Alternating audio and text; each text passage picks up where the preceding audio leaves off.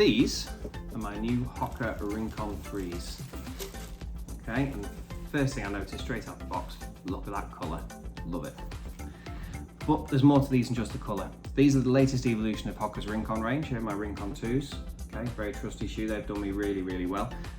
Possibly a bit too well, they're up over 700 kilometres now, I think those, but they've lasted, but it was time to move on. But by all accounts, the Rincon 3 is a very good upgrade from the Rincon 2. So I'm going to tell you a little bit about them, and yeah, maybe they might be the shoe for you, who knows. One thing that never ceases to amaze me when I pick up a new pair of running shoes is just how light shoes are. The Rincon 3s come in at 210 grams, which is a massive 8 grams lighter than their predecessors, the Rincon 2s. But what makes that really even more impressive is the fact that you've got an extra millimetre of rubber cushioning in the sole, the full length of the shoe. These have got 33 millimetres of cushion in the heel, 28 in the toe, which gives you a 5 millimetre heel to toe drop, which is a little bit less than the sort of the industry average of around about 8 mil, but is quite typical in what you tend to find as a faster running shoe. And also better suited to people who have either a forefoot or a midfoot strike rather than a heel strike. The other thing about the Rincon 3s, same as the Rincon 2s actually, is they feature Hoka's early stage Meta Rocker sole. Now the way this works, the sole is not only shaped and sculpted but also widened, both at the heel and at the ball of the foot. And it's designed to shift the transition area from when you're making contact as your foot's hitting the floor. And this is, on the Rincon 3s, it's the early stage Meta Rocker system.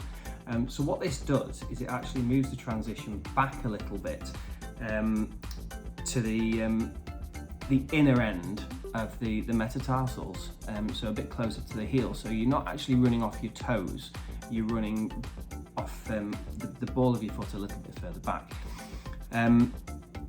This allows for better acceleration and a smoother, more fluid running style, but it doesn't suit everybody. If you need a stability shoe, the early stage Meta Rocker is not for you. It can be quite uncomfortable if you need a shoe that gives you extra stability. The Rincon 3 is not a stability shoe, it's a very neutral shoe. But yeah, it has got that Meta Rocker system, which, like I say, if you run off your toes or the midfoot or forefoot, it can increase acceleration and give it a more fluid running style. The first thing I do when I get new shoes, I always put elastic laces in them.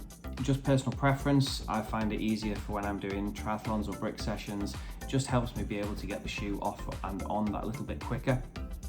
So I'm going to go and put some funky blue elastic laces in these, go out and do a few kilometres in them, and we'll see how they get on. So I just finished my first run out in the new Rincon 3s. And first impressions, I'm really impressed. Very comfortable. Just feel like pulling on a new version of a new pair of Rincon 2s. Feel very familiar, very comfortable. One thing I did notice when putting the shoes on was that as part of Hoka's weight saving, they've reduced down the thickness of the tongue. It does make it a little bit harder to pull the shoes on. But in terms of actual running comfort, I'm really impressed. These seem like a really nice pair of shoes again. So yeah, can't wait to get a few more miles on them.